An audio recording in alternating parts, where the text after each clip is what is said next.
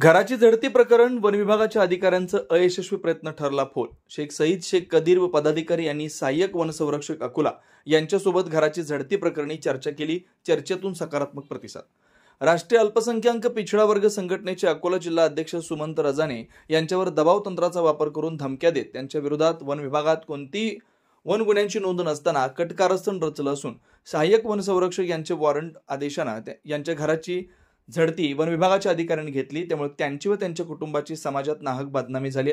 सध्या त्यांचं कुटुंब घाबरलेलं असून कुटुंबामध्ये भीतीचं वातावरण निर्माण झालंय।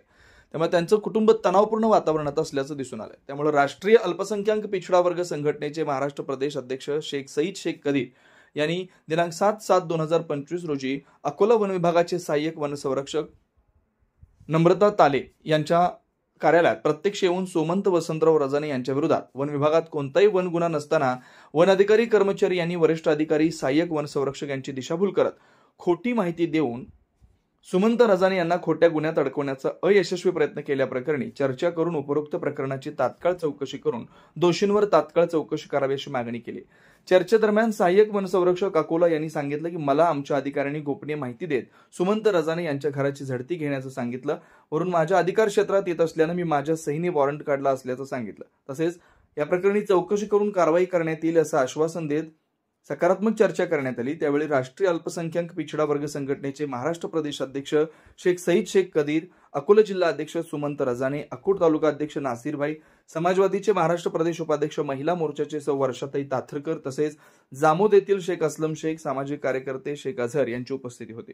Surya Marathi news bureau Akola. त्या संदर्भाने असं सांगायचं आहे मला की मला एक गोपनीय माहिती प्राप्त झाली होती। 1926 वरून माझा नंबर घेण्यात आला होता। संबंधित व्यक्तीने मला व्हॉट्सअपद्वारे मेसेज केला की अशा व्यक्तीच्या घरी वन्य प्राण्याचे अवशेष आहे आणि गाडी नंबरचे आणि वन्य प्राण्यासोबत त्यांनी मला काही फोटो पाठवले होते। तर मी माझ्या अधिकाराचा वापर करून संबंधित जे RFO आहे त्यांना माहिती पाठवली।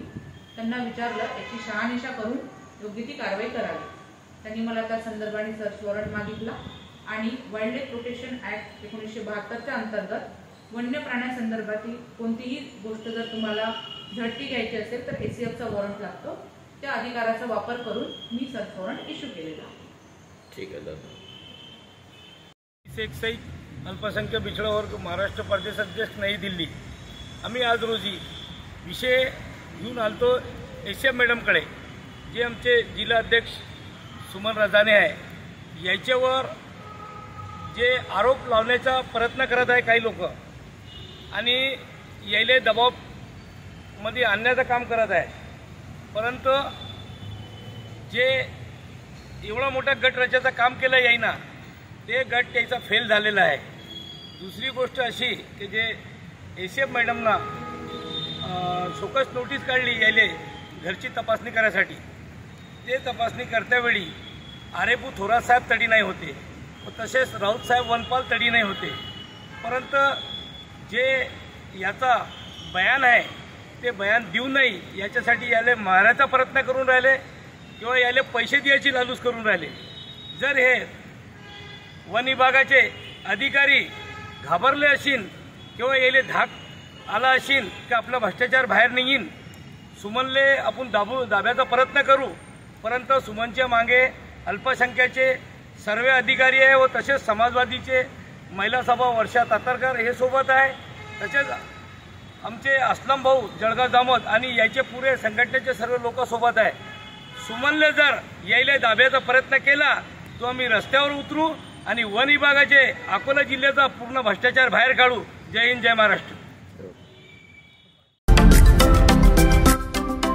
महाराष्ट्रातील महत्त्वाच्या व ताज्या घडामोडी जाणून घेण्यासाठी आजच आमच्या सूर्या मराठी न्यूज चॅनलला सबस्क्राईब करा आणि बेल आयकॉन प्रेस करा।